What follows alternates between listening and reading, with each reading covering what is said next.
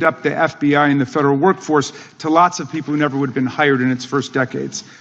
Alas, you share J. Edgar Hoover's dangerous obsession with blind loyalty over professionalism and effective public policy. For Hoover, it was blind loyalty to him in keeping his secrets. For you, it's blind loyalty to Donald Trump in keeping his secrets. During your confirmation, it was widely noted on all sides that your primary qualification was your unwavering loyalty to Trump. Unlike other directors, you had no work experience at the FBI, but you had made over 1,000 media and political appearances in support of Trump's campaign. Your Senate confirmation vote was 51-49, the closest in history, with your opponents warning you were not qualified and had no interest in actually developing the qualifications for the job. I hoped that they were wrong. Alas, they were not. While most other new FBI directors drew on their experience as FBI agents, you didn't have that. But you did write a picture book trilogy for children ages 5 and up based on your experience clashing with President Trump's political enemies. In your book, you describe your literary alter ego, Kash the Knight, as a wacky, easily bored wizard carrying out King Donald's vengeance by driving his enemies out of the kingdom. In the books, King Donald is besieged by the evil Hillary Queentown, but saved in the end by Kash. Then Kash goes on to catch mules who are stealing the 2020 election for the great King Donald from Sleepy Joe. And then in the third book, Kash takes down the Dragon of the Jalapenos, nicknamed the DOJ. Your supporters had hoped that you would graduate from imagining yourself a romantic fairy tale knight to actually running America's premier federal law enforcement agency. Alas, just as we've learned how dangerous it is to put a science-denying anti-vaxxer in charge of our public health, we've learned how dangerous it is to name as director of the FBI a man who thinks of himself as a fairy tale knight who keeps a fire-breathing dragon named DOJ at home to forcibly drive villains out of the kingdom. When Charlie Kirk was assassinated, while his killer was still on the loose, you decided you didn't need to be at FBI headquarters in Washington to work with your team while the chaotic manhunt unfolded. You spent your evening dining in a swanky Midtown Manhattan restaurant and tweeting out false information that the subject of the shooting was in custody, a statement you had to retract 1 hour later. Your performance was so disturbing that even the MAGA base was alarmed. Culture warrior Christopher Rufo, who just a few months ago sat in your chair as a Republican witness, observed that you performed terribly, and he called for your ouster. The FBI might be able to survive your delusions of grandeur and the explosively volatile temper that was on display yesterday in the Senate. But the intractable problem is that you are running the FBI not as a law enforcement agency charged with keeping the American people safe, but as a political enforcement agency working directly for the president's vengeance campaign. 7 months in, it's impossible to overstate the destruction, chaos, and demoralization you've brought to the FBI and its workforce and the resulting danger your actions have caused to our country. You've been systematically purging the FBI of its most experienced and qualified agents, division leaders, and experts in counterterror, counterintelligence, and cybersecurity, precisely the people who have the expertise you lack, in which the FBI and the country need.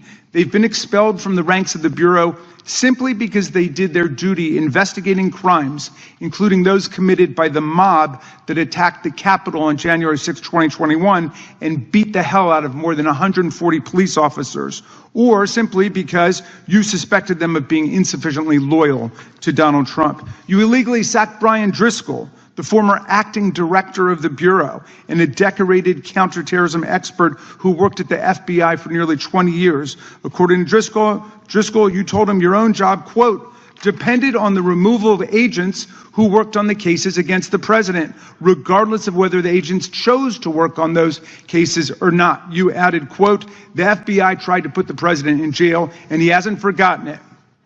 You forced out the leader of the Salt Lake City field office, Mehtab Saeed, just weeks before Charlie Kirk's assassination, depriving the FBI of an experienced counterterrorism expert described by her colleagues as absolutely the best and legendary. She would have led the FBI's manhunt had she not been fired. When Trump decided that rounding up immigrants with no criminal records was more important than preventing crimes like human trafficking of women and girls, drug dealing, terrorism, and fraud. You ordered the 25 largest field offices to divert thousands of agents away from chasing down violent criminals, sex traffickers, fraudsters, and scammers to carry out this immigration crackdown. Director Patel, you treated the men and women at FBI with disrespect and paranoia. You've assembled a roving band of freelancing henchmen within your office and charged them with conducting unauthorized investigations, targeting and harassing career FBI employees. Amazingly, you forced senior leadership to repeatedly take polygraph tests to prove their political loyalty and pushed out leaders who refused these demeaning exercises. And now we're seeing one very clear reason why you want to build a political FBI. The Epstein Files. You want an FBI blindly loyal to Trump and to you as his enforcer so you can continue your cover-up of a massive international sex trafficking ring with more than 1,000 victims, betraying all of the survivors of the sexual violence. Before you got in this job, you called for full release of the Epstein Files, telling podcaster Benny Johnson that the only reason the list was not released by DOJ and FBI was, quote, because of who's on that list. Upon your confirmation, you promised that, quote, there will be no cover-ups, no missing documents, no stone left unturned. And anyone from the prior or current bureau who undermines this will be swiftly pursued. This spring, you ordered hundreds of agents to pore over all the Epstein files, but not to look for more clues about the money network or the network of human traffickers. You pulled these agents from their regular counterterrorism or drug trafficking duties to work around the clock, some of them sleeping at their desks, to conduct a frantic search to make sure Donald Trump's name and image were flagged and redacted wherever they appeared, whether an email, a text, a letter, an interview, a photograph, or a video. In May, Attorney General Bondi reportedly told Trump that his name had indeed appeared multiple times throughout the Epstein files. And not long thereafter, in July, you and the Attorney General released a memo claiming that, quote, no further disclosure would be appropriate or warranted. In a few short months, how did you go from being a crusader for accountability and transparency for the Epstein files to being a part of the conspiracy and cover-up? The answer is simple. You said it yourself, because of who's on that list. Donald Trump's relationship with Epstein over the years is well documented. A week ago, the Oversight Committee released Trump's disturbing birthday book, Note to Epstein, written over a drawing of a woman's naked body, referring to a, quote, wonderful secret. The Oversight Committee obtained the note from the Epstein estate, not from the FBI, raising questions again of whether the FBI has been withholding documents. While you're unleashing the FBI to cater to Trump's desire to shut down the Epstein inquiry, the first 9 months of the Trump presidency have seen a spate of political violence and domestic terror events. We saw deadly attacks on political figures on both the left and the right. The brutal assassination of Minnesota Democratic House Speaker Melissa Hortman and her husband, and the attempted murder of Democratic State Senator John Hoffman and his wife, who miraculously survived a combined 17 gunshots. We saw an arsonist set Pennsylvania Governor Josh Shapiro's residence on fire. And of course, last week, we saw the horrific, cold-blooded assassination of Charlie Kirk in Utah that has shaken the nation. 1 minute after Charlie Kirk was shot in the neck, a 16-year-old shooter in Evergreen, Colorado, radicalized by white supremacist ideology online, opened fire and critically wounded 2 other students at Evergreen High School. We've seen lethal anti-Semitic violence, including the murder of 2 young Israeli embassy staffers just blocks from the Capitol, and then in the attack on a gathering of Jewish people in support of hostages held in Gaza in Boulder in June. We've seen continued mass shootings at schools, like the domestic terror incident at a Catholic school in Minneapolis last month, which killed 2 children and wounded 18 others. And in August, a man fired more than 500 bullets at the Centers for Disease Control and Prevention, killing a police officer who was a Marine veteran and a father. People like Melissa Hortman and Charlie Kirk should be able to participate in politics as elected officials or active citizens without being shot down in cold blood in the United States of America. People should also be able to go to elementary school, to middle school, to high school, to work, to the mall, and to church without being shot down in explosions of gun violence. The important position at the FBI requires a leader who puts public safety and national security and the rule of law first. I'm afraid, Director Patel, you've given us reason to believe you've used the powers of the FBI to serve Donald Trump and his agenda of partisan retribution. You've broken your promise not to do that. You've betrayed Jeffrey Epstein's victims and survivors. You've turned your back on the career law enforcement officers of the FBI, and as a result, you've left all of us less safe than before. Mr. Chairman, I yield back. Gentleman yields back. That opening statement may have been longer than any book director's ever written or anyone else has written. Without objection, all of the opening statements will be included in the record. We will now introduce today's witness. Mr. Patel has been the director of the FBI since February of 2025. He previously served as chief of staff at the Department of Defense, deputy director of national intelligence with the National Security Council, and also as a congressional staffer, as a federal prosecutor, where he focused on national security cases. And he also worked as a public defender in the state of Florida. We welcome our witness, appreciate his work, and thank him for appearing here today. We will begin by swearing you in. Director, would you please stand, raise your right hand. Do you swear or affirm under penalty of perjury that the testimony you're about to give is true and correct to the best of your knowledge, information, and belief, so help you God? Let the record reflect that the witness has answered in the affirmative. You can be seated as you are. You've been through this yesterday. Did a fine job. Please know that your written testimony will be entered into the record in its entirety. Accordingly, we ask that you summarize your testimony. Director, you may begin. Good morning, Mr. Chairman, Ranking Member Raskin, and members of the committee. I want to begin today by discussing the appalling assassination of Charlie Kirk. It's important for this FBI to be transparent without jeopardizing our investigations, so a little bit of the timeline is important. Charlie Kirk was unfortunately assassinated on September 10th. We immediately, the next day, released images early in the day in local time in Utah to start the public partnership in our manhunt for the assassin and culprits. At approximately 5 p.m. local time, I arrived on the ground and walked the crime scene myself, and we flew multiple FBI assets in and out to process DNA simultaneously while bringing in evidence response technicians, hostage rescue teams, and other experts to assist state and local law enforcement with their investigation. At 8 p.m. local on September 11th, the FBI collected and populated and promulgated at a press conference a video of the suspect on the grounds. We also released enhanced images.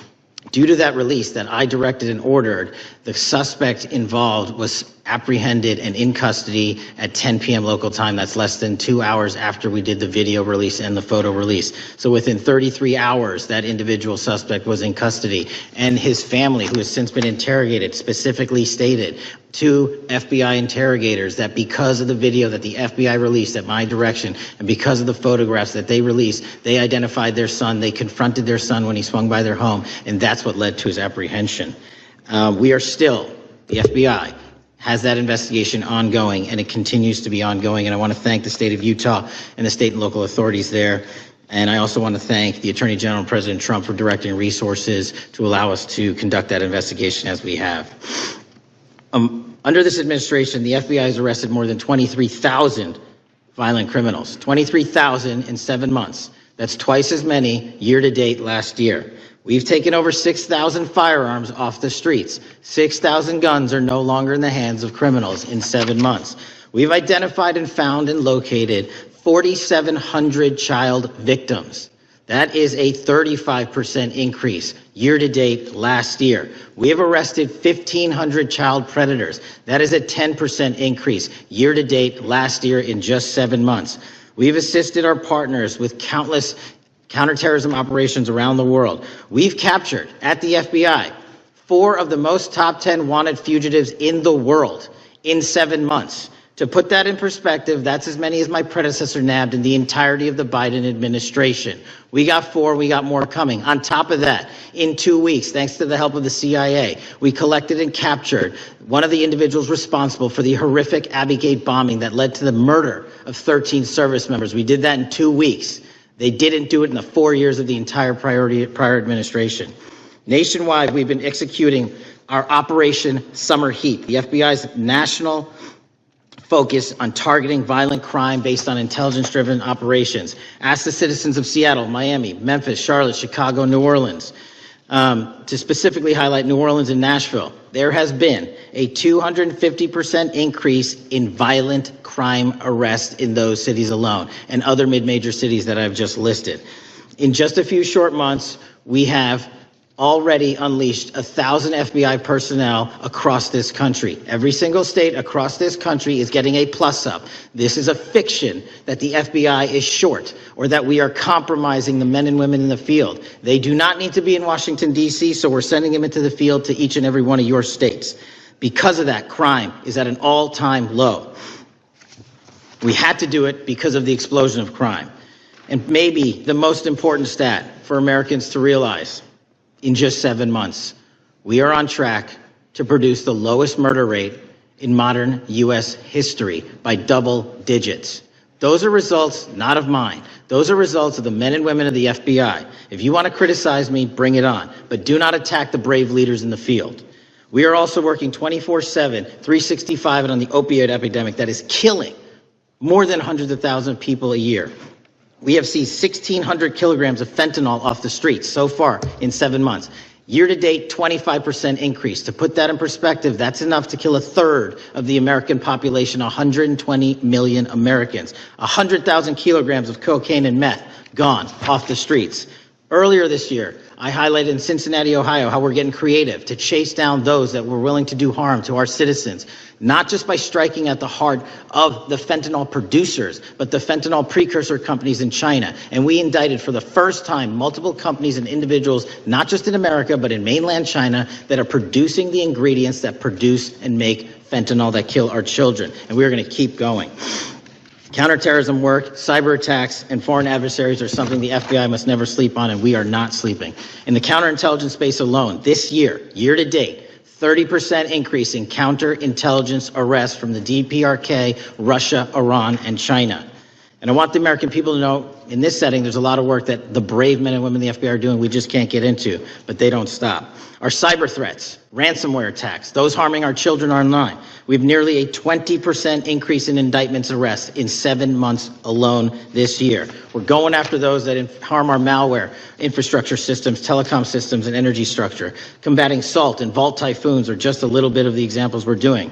Maybe most importantly, under the counterterrorism and domestic terrorism umbrella, are nihilist violent extremists and those that label themselves 764, who wish to go online and convince children to maim and mutilate themselves and commit suicide. And we are producing record numbers of arrests under that umbrella organization. We even stopped an individual in the 764 network who wanted to conspire to kill an adolescent girl. He is now in custody. Transparency remains one of my main priorities at the FBI.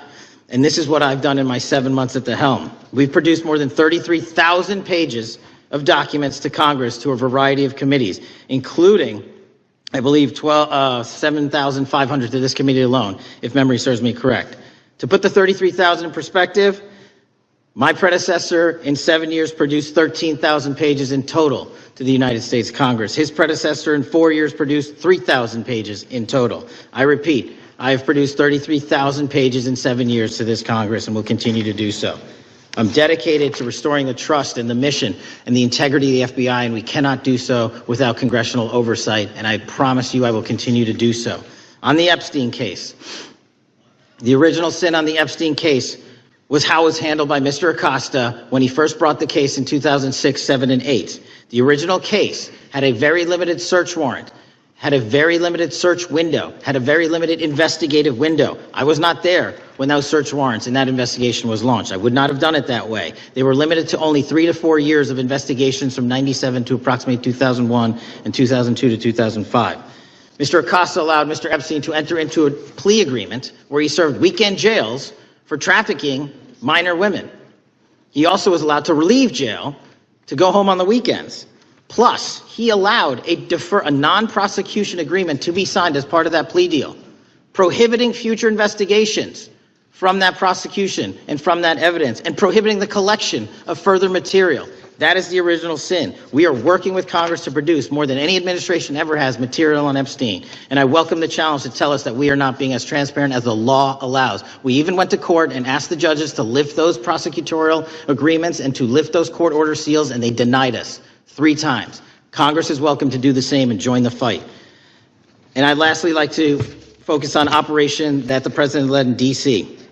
Because of this, we are taking this fight in D.C. to every single city across the country. 2,100 arrests in the last month alone. D.C. has seen a 60% decrease in gun crimes, 75% decrease in carjackings, and 53% decrease in homicides in our nation's capital. And rightly so. We're bringing that fight to the streets of America. I want to thank you for your support, and I'm proud to be the director that leads this FBI into a new headquarters building that they've needed for decades, saving the taxpayer $3.5 billion and also providing our workforce a safe environment. If you don't know the calamity that is the Hoover Building, I invite each and every one of you to walk around. I'll give you a tour myself, and you can see where the cement falls on the heads of our employees that is only to be saved by netting. Just to give you an example. Thank you for support to our mission. And I do want to highlight one thing about D.C. It's because the FBI gathered sources and evidence that we were able to, through our source network, identify the horrific murder of the D.C. intern Eric Tarpinian. And I've spoken to his family, and we are working to bring them justice. And Mr. Chairman, in my 16 years, now my 17 years of government service, if anyone has any questions about my service, bring it on. From Maryland, recognized. Thank you kindly, Mr. Chairman. Director Patel, before you joined the FBI, you railed against it for covering up Jeffrey Epstein's human trafficking ring. Let me refresh your memory with this clip. It has Epstein's list. They're sitting on it. That doesn't seem like something you should do. You're protecting the world's foremost predator. That seems like an evil thing to do, regardless of who may be embarrassed in the release of that list. Why is the FBI protecting the greatest pederast, the largest scale pederast in human history? Simple, because of who's on that list. So you finished that December 2023 interview with a challenge to the FBI and harsh words for Republicans in Congress for not getting the Epstein files out to the public. You can see this clip. Boy pants, and let us know who the pedophiles are. Put on your big boy pants and let us know who the pedophiles are, you said. You emphasized that the president and the FBI director each had complete authority to release Epstein's client list. You said Epstein's black book is under the, quote, direct control of the director of the FBI. Look at this clip. This is way off the topic, but who has Jeffrey Epstein's Black book? black book? FBI. But who? That is, I mean, there's... Oh, that's under direct control of the director of the FBI. All right, so you were sworn in as director more than 200 days ago. Now the black book is under your direct control. So why haven't you released the names of Epstein's co-conspirators in the rape and sex trafficking of young women and girls? The Rolodex, which is what everybody colloquially refers to as the black book, has been released. Oh, no, you're talking about what the journalist got 5 years ago? No, that's not what we're talking about. We're talking about what you were talking about there, That's the black exactly book what I under was the direct talking. control of the FBI director. We have released more material than anyone else before. The Biden administration, Obama administration had the exact opportunities to release this material, and they never did. And if you are telling the men and women of the FBI, Why we're have not you going after changed your child predators. position? Hang on, you said we're not going after child predators. 1,500 child predators arrested this year, 35% Okay, increase, I'll reclaim my time. 4,700 child victims Mr. Chairman, I'm going to found. reclaim my time if you could instruct the witness. Why have you changed your position? There you were saying it's under the direct control of the FBI director and all of it should be released. Why have you changed your Everything position? that has been lawfully permitted to be released has been released. And as I told you, Really? the investigation was limited. And let me make something crystal clear. I never said Jeffrey Epstein didn't traffic other people, other women, and they're not other victims. This is the investigation we were given from 2006, 7, and 8, and the search warrants from 2006, 7, and 8. That's what we're working with. Well, wait, have you released all of the stuff that the FBI has seized from Epstein's house? The computers, the emails, the file cabinets, the documents? What about the financial records? Have you released all of that? Everything the court has allowed us to release. Which court are you talking about? 3 separate federal courts have come in and said... We're talking about the evidence you've got. It's got nothing to do with what those courts have. Do you have any idea how the law works? Wait. Do you want me to break the law in a federal judge's order? No, I want you to follow your own word, Director Patel. You said up there it was under the direct control of the FBI director. He had the black book. Everything I have direct control over, we have gone to court. You haven't. Complete your sentence. Everything you have direct control over, you said. Have gone to court, and everything we have direct control over. Complete your sentence. You said everything. Release. We're releasing. He'd like to complete his answer. You began the sentence, everything you have direct control over, and then you stopped that sentence. You've released everything that you have direct control over? And I have direct control over and can lawfully release. If you're not familiar with the court orders, that's not my fault. Oh, I'm perfectly familiar with them. But how did we prosecute Ghislaine Maxwell?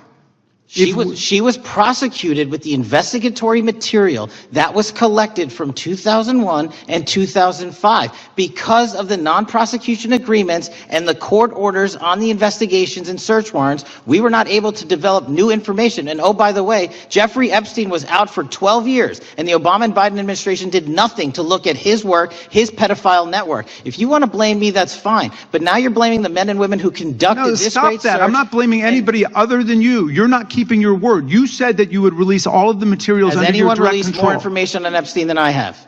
Has anyone? Much more. Did Comey? Did Ray? Much more. Excuse me. Much more has come out in the days since the American people in Congress have been demanding it. But it's coming out in dribs and drabs. Why don't you just release the entire file as you promised to do? I literally just told you, there are multiple federal court orders. I'm not going to break the law to satisfy your curiosity. You didn't join us when we filed court to release the court orders. You could have. You have lawyers. You could have shown up. You didn't do that. That's a tiny fraction of the material we're talking about. That is not. It is a tiny fraction. How do you know that? Have you seen everything? It's all misdirection. How do you know that? The time of the gentleman has expired. The gentleman from California is recognized. Well, thank you. Mr. Director, just to be clear, how many of the Epstein files were released in the 4 years of the Biden administration? 0. And how many have you released? I don't have the number, but it's got to be thousands. The gentleman from New York is recognized. Mr. Goldman. Mr. Patel, does Donald Trump appear anywhere in the Epstein files? I'm sorry, could you say that again? It's not a complicated question. Does Donald Trump appear anywhere in the Epstein files? I didn't say it was a complicated question. I just didn't hear you, so my apologies. We have released where President Trump's name's in the Epstein files and everybody else, and all credible information that we are legally allowed to release has been released. All right, so let's go through that. You're referring to court orders that prohibit you from releasing grand jury testimony under Rule 6E. Is that what you're referring to when you say as the law allows? That's a piece of it. Really? What other evidence do those 3 court orders you cited prohibit from being released? Information that was collected pursuant to those search warrants that were limited in fashion. Wrong. That's not what the court order says, and that's not under 6E. And you're talking, and I said that's 6E, and I said there was others, and I'm answering that there are sealed court order documents. There are protective orders. They are unsealed as part of discovery given to Ghislaine Maxwell. They are no longer sealed. That's just not true. We can argue about it all you want. Okay, well, you agree that there are. So your testimony here is that the reason why you are not releasing all of the videos that you have acknowledged, there are so many, and that the FBI spent thousands of hours of reviewing, the photographs, the photographs that you have. You're saying that you're not releasing those because there's a court order requiring them to be sealed? Is that your testimony? Never said that about the videos. On the totality of the videos, of the thousands of images that were seized pursuant to the search warrants executed at the time,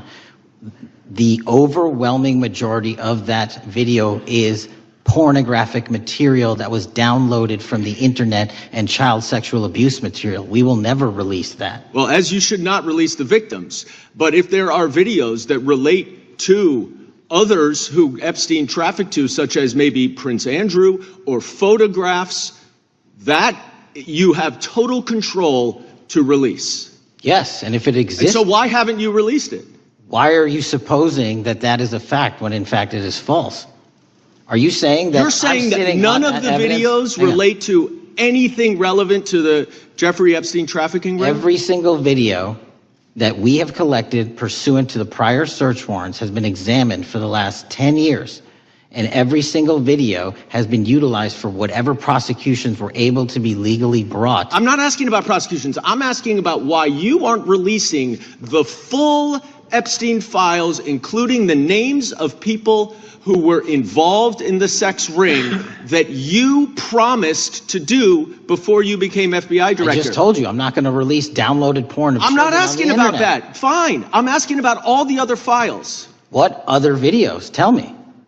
Tell me. That's what I'm asking. Tell me. You're saying there are no videos that would be relevant to anyone else involved in the Jeffrey Epstein sex ring. Pursuant to Mr. Acosta's collection of information based on the search warrants. That's all we have in our possession. And I'm asking you, that stuff. That's all we got. I'm not asking all you got. I'm asking you, in that stuff, there's nothing that's related to to any other sex traffic, any other people engaged with Epstein in underage sex. That's correct. To my knowledge, no. Okay. Let's talk about the witness interviews. 302s of witness interviews. Those are not subject to the court order. Those are not subject to any fictional sealed order for a search warrant. Why aren't you releasing those with the redacted names of the victims?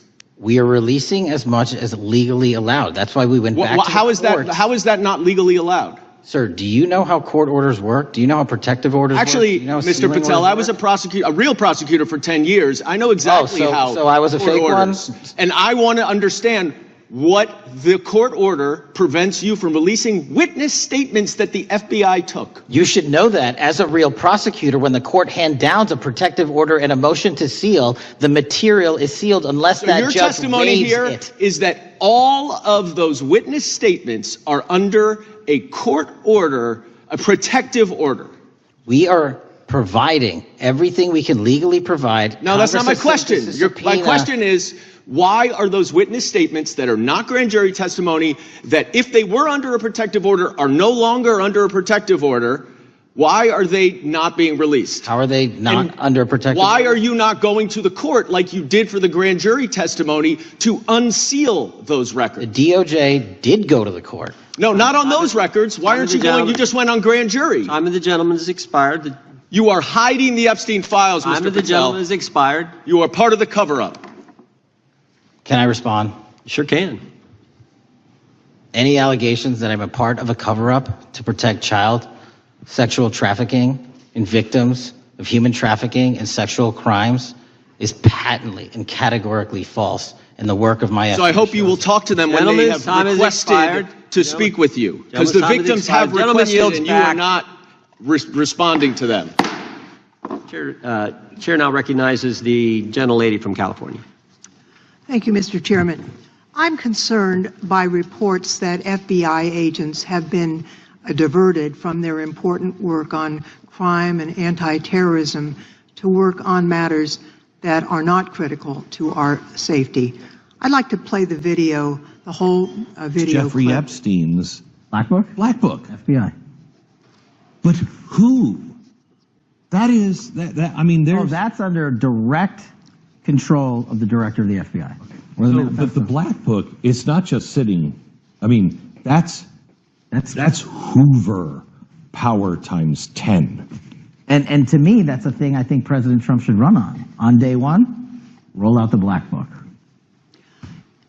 In contrast to that attitude of let it all out, we're getting reports of actions that run contrary to getting everything out and that also involve diversions of FBI resources. For example, an FBI whistleblower reported that you were pressured by the Attorney General to place 1,000 personnel on 24-hour shifts to mine roughly 100,000 Epstein-related records to redact President Trump's name from the files. Bloomberg reported this, that you directed FBI special agents from the New York and Washington field offices to join the Bureau's FOIA employees in Winchester and another building a few miles away, and that while reviewing the Epstein files FBI personnel identified numerous references to Trump in the documents, and people familiar with the matter said that Trump's name, along with other high-profile individuals, was blacked out. Now, the New York Times reports, and this is a quote, Justice Department officials diverted hundreds of FBI employees and federal prosecutors from their regular duties to go through the documents at least 4 times, including once to flag any references to Mr. Trump and other prominent figures.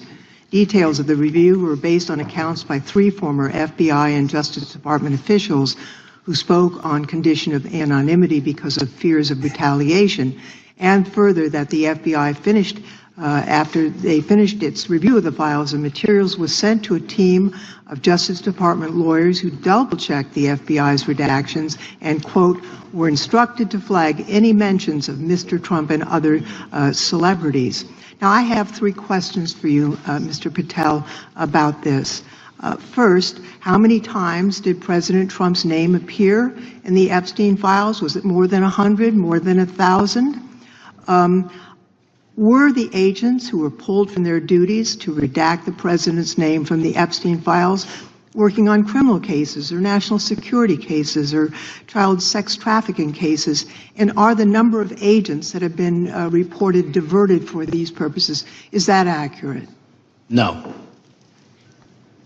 No what? You asked if it was accurate. I said it wasn't. So you're saying that none of this happened?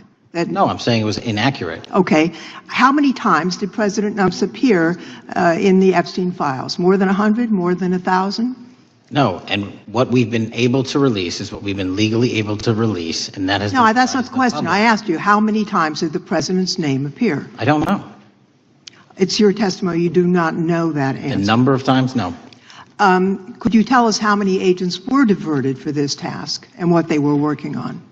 Well, when you say diverted, you make it seem as if agents were pulled off what they do all the time. Agents at the FBI masterfully do double duty and triple duty. And because of the public's interest in this case, we flexed resources to make sure that we could answer the public's signal demand. So do you want us to look through the material and provide it to you, or you do not want us to do that? So it's your testimony that no one was diverted from a criminal matter, that this was a top priority to go through this material to look for Mr. Trump's name. Is that your testimony? That's the highest priority for the FBI?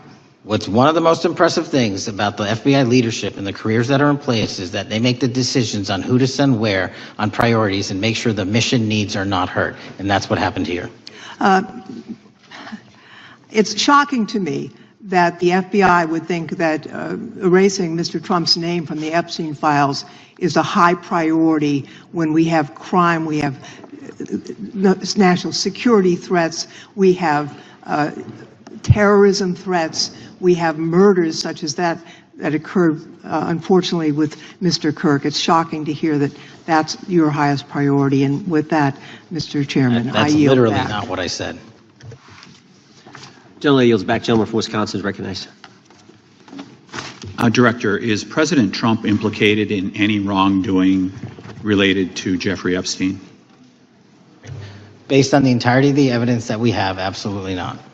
The president is not implicated. Correct. Secondly, you mentioned the Epstein case. Did any of the women that were victims, and they came up here and had a press conference and all, did any of them contact your office and ask to give information? To my knowledge, no, sir. If they did, let me ask you first, is there a statute of limitations on sex crimes like that, with sex with a minor, rape? The DOJ is the expert, but I do not believe there's a statute on that, limitations on that. So if there's not a statute of limitations, should you not be interviewing those people who know who raped them and the names and the places and give you that information? That seems like that's a treasure trove of information, and it's a serious, serious, serious number of crimes. Sir, I couldn't agree with you more. We've been very public about asking individuals to come forward with new information, and we would run out every single lead on that. Well, I'm sure the women will come forward, especially today, to assure that they will get an opportunity, because that seems like something we ought to do. The gentleman will hold for a second. The gentleman from Maryland is recognized. Thank you, Mr. Chairman. Just one UC request. This is Judge Engelmeyer's decision from August in U.S. versus Epstein, stating the government's 100,000 pages of Epstein files dwarfs the 70-odd pages of Epstein grand jury materials. Without objection, Gentleman from Kentucky is recognized for 5 minutes. Thank you, Mr. Chairman. Director Patel, I watched some of your Senate hearing yesterday when Senator Kennedy asked you, you've seen most of the files, who, if anyone, did Epstein traffic these women to besides himself? You replied, according to the transcript, there is no credible information that he trafficked them to anyone else. You also said somewhere in the hearing and here today that the problem is that the case files are constrained by limited search warrants from 2006 to 2007 and that the non-prosecution agreement hamstrung future investigations. Those constraints only apply to Southern District of Florida. They do not apply to Southern District of New York, the location of the 2019 sex trafficking indictment, which produced many things, including a series of FD 302 documents. According to victims who cooperated with the FBI in that investigation, these documents in FBI possession, your possession, detail at least 20 men, including Mr. Jess Staley, CEO of Barclays Bank, who Jeffrey Epstein trafficked victims to, victims including minors such as Virginia Roberts Giuffre, may she rest in peace. That list also includes at least 19 other individuals, one Hollywood producer worth a few $100 million, one royal prince, one high-profile individual in the music industry, one very prominent banker, one high-profile government official, one high-profile former politician, one owner of a car company in Italy, one rock star, one magician, at least 6 billionaires, including a billionaire from Canada. We know these people exist in the FBI files, the files that you control. I don't know exactly who they are, but the FBI does. Have you launched any investigations into any of these people, and have you seen these 302 documents? Sir, I have asked my FBI agents to review the entirety of the Epstein files and bring forth any credible information, and we're working with Congress not only to divulge that information and produce it to you, but any investigations that arise from any credible investigation will be brought. There have been no new materials brought to me launching a new indictment. So is the loophole here, or is it your assertion that these victims aren't credible, that the 302s maybe didn't produce credible statements that rise to a probable cause? It's not my assertion, sir. It's the assertion of 2 different United States attorneys' offices from 3 separate administrations who investigated those same materials in lifetime. Are the 302 documents in the FBI's possession? They reviewed all that, yes, sir. And so have you reviewed those 302 documents where the victims name the people who victimized them? If I personally know, but the FBI has. So how can you sit here and in front of the Senate and say there are no names? I said I named one today. I said we are not in the practice at the Department of Justice FBI of releasing victims' names. That is not what we do. We are also not in the habit of releasing incredible information. That's not what we do. But multiple authorities have looked at the entirety of what we have. Okay, I got to move on here. Were you present when the AG had the White House event when she released the binders to social media influencers? I was, yes. So if you're willing to meet with social media influencers who stood to benefit from the sensational and sad stories of these victims, will you meet with the victims as well? The FBI will meet with anyone who has new information. Will you personally meet with them? The FBI and the professionals who are handling the cases will. Were you instructed that it was important to release the documents to the Oversight Committee on the day of my introduction of the discharge petition to release these files? I don't know what day that was, so no. Well, they were released that day, and there were victims' names who weren't redacted because they were in such a rush, and the victims are not happy about that. Have you investigated any of the CIA connections? Have you seen the CIA file on Jeffrey Epstein? And if you wanted to see it, would they show it to you? Well, I can speak for the FBI, and that's presuming there's a CIA case file. And I've reviewed everything that the interagency, not I, the FBI, that was provided to us.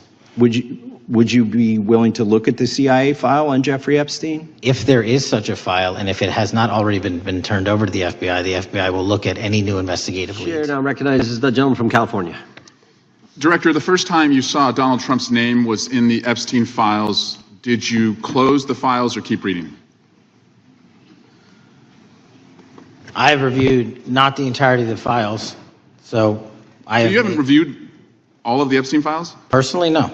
You're the director of the FBI. This is the largest sex trafficking case the FBI has ever been a part of.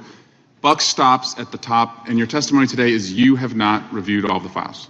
What I've been doing is been busy providing the safest country this country has seen in modern U.S. history in historic speed, because the men and women of the FBI are given the resources to reduce the homicide rate, to reduce the drug trafficking rate, to reduce the amount of children that are being trafficked and the number of pedophiles. It sounds like those children being trafficked would appreciate the director reviewing the files. You said you don't know the number of times Trump's name appears in the files, so it could at least be 1,000 times. Is that right?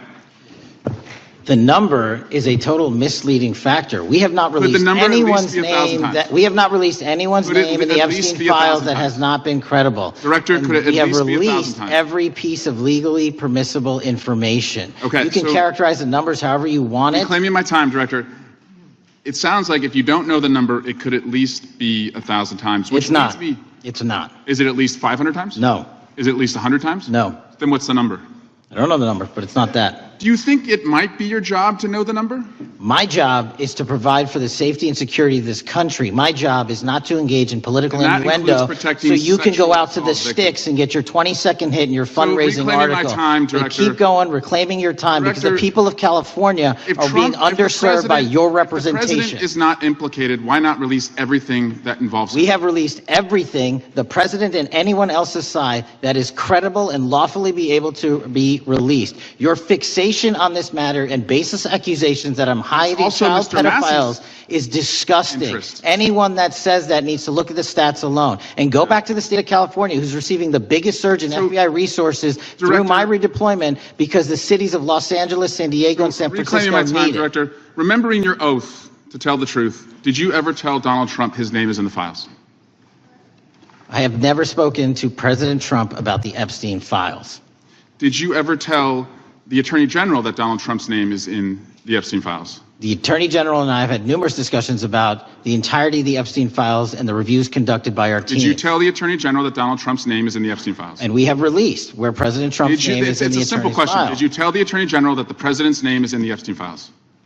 During many conversations that the Attorney General and I have had on the matter of Epstein, we have reviewed. The question is simple. Who did you tell the Attorney General that Donald Trump's name is in the Epstein files? Yes or no? Why don't you try spelling it out? Yes if you're or no, Director? Use the alphabet. Yes or no? No? A, B, C, Director, D, E, F? it sounds like you don't want to tell us. Did you tell the Attorney General that Donald Trump's name was in the Epstein files? Why don't you try serving your constituency by focusing on reducing violent crime in this country and the number of pedophiles that are legally harbored in your sanctuary cities in California? I'll work with you on that. Regular order, Mr. Chairman. I'm the lawless gentleman from California. Did you tell the Attorney General that Donald Trump's name is in the Epstein files? The question has been asked and answered. You have not answered it, and we will take your evasiveness as a consciousness of guilt. Director, did Donald Trump ever say to you, just find and release the entire truth? Don't worry if I'm in it? The instructions from the administration were to release all credible information, and we have done that.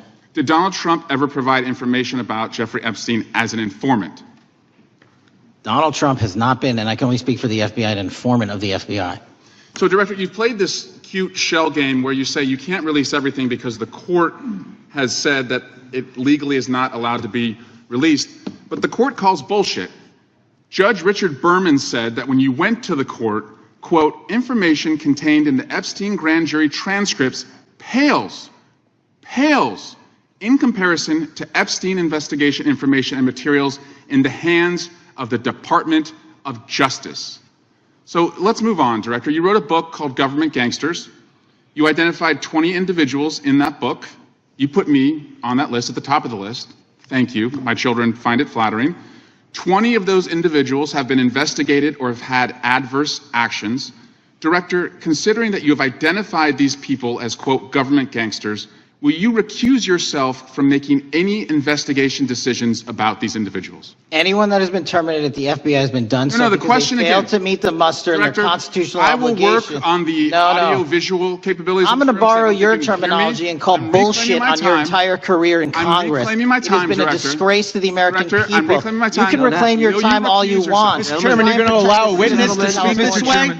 Mr. Chairman, would you give recuse yourself, Director? The gentleman has no time. Mr. Chairman, would you Mr. admonish the Chairman, witness not to insult members? The gentleman has no time. Mr. Chairman, just committee will remember. Quick point of order. Could the gentleman be extended an additional 20 seconds to complete his thoughts, since the witness decided to interrupt him continuously? And the witness will be able to respond if he wants. We'll make sure he has time to do that. My question is, will you, Director, recuse yourself, yes or no, from investigating or making decisions about the 60 individuals, including myself, that you identified as government gangsters? Yes or no? Time of the gentleman has expired. The witness may respond if he would like. And the answer was no, as I heard. Correct. Gentleman from California is recognized. Thank you, Director Patel, for being here today. The FBI searched Jeffrey Epstein's Manhattan residence, correct? I believe that happened in 2018. I think there was 2 locations, sir. It's 2019, and in that residence, the FBI found a safe, correct? I don't have the catalog of evidence in front of me. In that residence, the FBI found a safe, correct? I'll accept your representation. Okay. And in that safe, the FBI found topless and lewd photographs of girls, correct? Again, sir, I'll accept your representation. I don't know. Thank you. It was all over the media at the time. There's a New York Times article that says Jeffrey Epstein is indicted on sex charges as discovery of nude photos is disclosed, dated July 8th, 2019.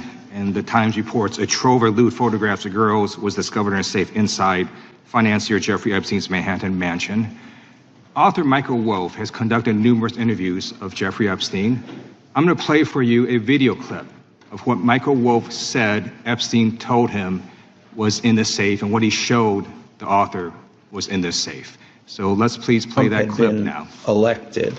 And I was sitting talking to Epstein, and he said, "Wait a minute, I got to show you something."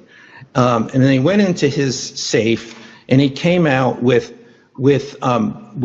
photographs. They were Polaroids, I think, and he kind of spread them out like playing cards, and it was Trump. I mean, I think there were a dozen of them, and it was Trump with girls of an uncertain age at Epstein's Palm Beach house, where all of the things that he would ultimately be accused of took place. And I remember very vividly 3 of them. There are 2 in which Trump is, the girls, topless girls, are sitting on Trump's lap. And then a 3rd in which he has a stain on the front of his pants. And the girls are kind of pointing at it, sort of bent over, laughing. So, Director Patel, I'm going to ask you a very broad and general question. As you know, Donald Trump and Jeffrey Epstein were friends. There are, of course, photos showing Donald Trump together with Epstein, correct? I don't have the entirety of the photographs, but I think they've been photographed in public together. All right. Are there any photos showing Donald Trump with girls of an uncertain age? No. How do you know that? Because that information would have been brought to light by multiple administrations and FBI investigators over the course of the last 20 years. Well, you know what? That's just not true, because no one knew about the creepy birthday message that Donald Trump wrote to Jeffrey Epstein until the Wall Street Journal disclosed it, and then all of a sudden, the Epstein estate provides it to Congress. Well, so certainly, you weren't there at the search. You don't know what Epstein may or may not have done with those photographs even prior to the search. Maybe someone has it. Maybe the Epstein estate has it. You raise a great point. So I'm going to ask you, have you asked to talk to Michael Wolff? You raise a great point. I haven't personally asked to talk to Michael Wolff. Has the FBI asked? But the FBI, I'll get back to you if the FBI specifically so Michael asked has ever. About 100 hours of testimony of Jeffrey Epstein. Wouldn't it be good for the FBI to interview Michael Wolff? I'm not saying they haven't. I just don't know. Has FBI subpoenaed the tapes that Michael Wolff has conducted of Jeffrey Epstein? I don't know. All right. So if you could provide us an answer, that would be terrific. Sure. Well, let me ask you this question then. Have you looked at all the photos in Epstein Files? I have looked at all the information that the investigators who investigated this case have provided to run out credible leads. And in the Epstein Files, was there that creepy birthday message that Donald Trump had written to Epstein? No, that's what I was trying to tell you. You raise a great point. The estate of Jeffrey Epstein has a voluminous amount of information that they have not released before. Okay, so that's great. So Wouldn't it be great if FBI subpoenaed the estate of Jeffrey Epstein for all that information? The estate is under no obligation to provide that material, even pursuant to a subpoena. That's a great point. Yeah, that's just false. Okay. That's just false. You're the frickin' FBI. You can subpoena the information from the estate, and you better do that. That's literally not how it works. I'm going to move on now and talk about Epstein's client list. You confirmed that exists. Attorney General Pam Bondi confirmed earlier this year that exists. So I just want to ask you a simple question. Is Prince Andrew on Epstein's client list? The material related to Prince Andrew has been made public. Is Prince Andrew on the client list? We have released the index of names that were in Jeffrey Epstein's. Is Donald Trump on Epstein's client list? The index has been released, and the index will speak for itself. So I'm just going to say, America is a huge red flag. The FBI director could not answer whether Donald Trump was on Epstein's Gentleman's time client has list. expired. Mr. Chairman, I have some unanimous consent The lady from requests. Washington is recognized.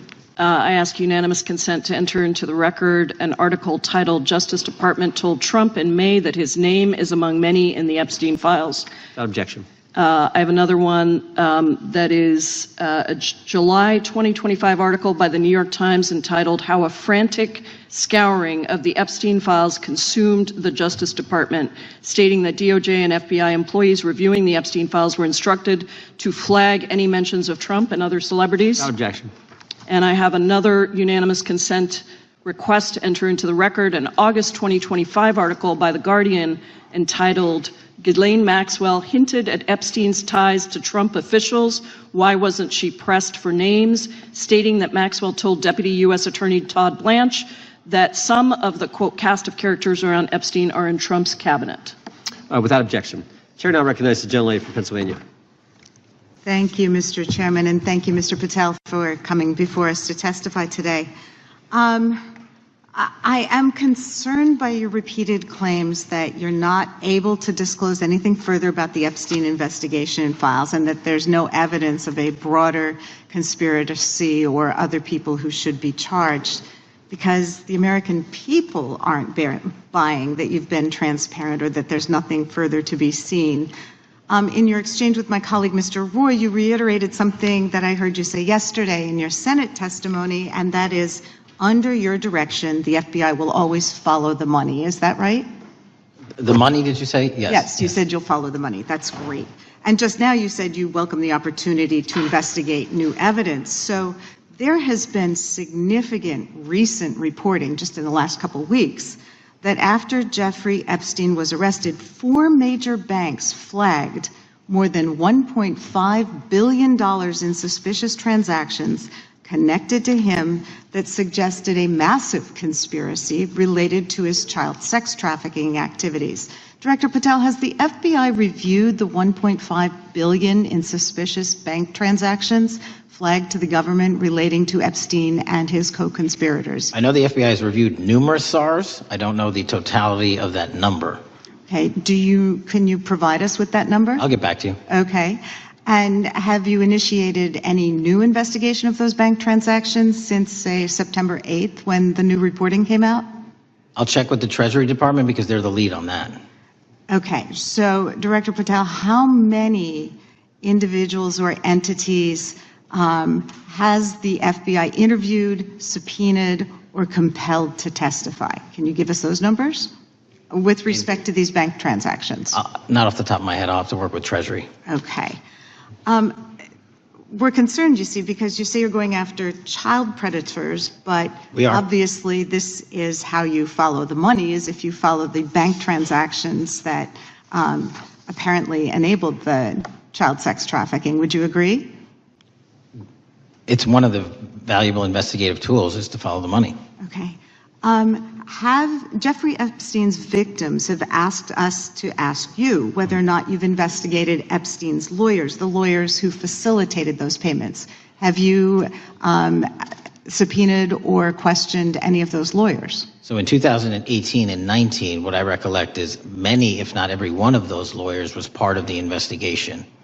But you weren't there at that time, right? I wasn't there. Okay. So can you get us the names and the numbers of who was investigated then with respect to those lawyers? As long as I'm allowed to release it, absolutely. Okay. Well, if we provide you with subpoenas, I assume you can release it. Is that right? We have a current subpoena and we're working with Congress to provide it. Okay. You've said that the Acosta investigation had an original sin. What do you mean by that? Basically, if you're looking at an actual pedophile ring, what you should not do is limit the time frame in which you're legally able to collect information.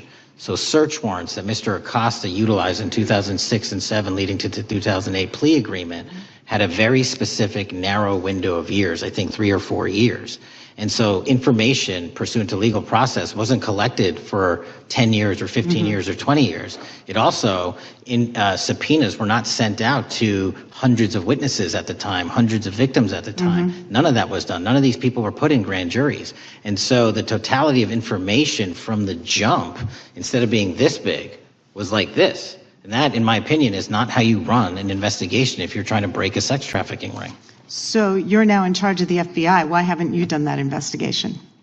Great question. And here's the answer. Simply because I am not able to go back 20 years and collect information that the courts had decided was already subject to search warrants. They have said this was in the investigation. There's a non-prosecution agreement out of that plea. And when the case was reopened, and this is where it comes into play, when the case was reopened in 2018 and 2019, the search warrants, again, were limited to the conduct of Jeffrey Epstein. Now, whether that's right or wrong, that's a different discussion. But I'm telling you, that's the information we reviewed. I think that is a different discussion. And I think the discussion we'd like to have today is why you aren't following the money with respect to the broader conspiracy that it has been reported in the New York Times and elsewhere, and that if you really want to attack the issue, if you wanted to attack the issue, if you wanted to get to the bottom of it, if you wanted to disclose what really was involved in the Epstein files, the Epstein cover-up, that you would be taking very different actions that you are today. I do want to seek unanimous consent to enter into the record the New York Times September 8th, 2025 article, How J.P. Morgan Enabled the Crimes of Jeffrey Epstein. Without objection. And also an article dated July 17th, 2025 in the Epstein case, Follow the Money. Without objection. Okay, thank you. Gentlelady yields back. Mr. Chairman. Gentleman from Maryland is recognized. Thank you much. Pursuant to Clause 2K6 of Rule 11, I move that the committee subpoena the CEOs of 4 banks, J.P. Morgan, that's Jamie Dimon, Bank of New York Mellon, Robin Vince, Bank of America, Brian Moynihan, and Deutsche Bank, Christian Sowing, in order to get the suspicious transaction reports. These 4 banks have flagged to the government $1.5 billion in suspicious transactions related to the sex trafficking crimes and conspiracy of Epstein, Maxwell, and all of their collaborators. And as you know, Mr. Chairman, we got the SARS reports for Hunter Biden totaling around $20 million. And so these $1.5 billion in SARS reports we should get, especially since the director doesn't seem to be forthcoming. And I request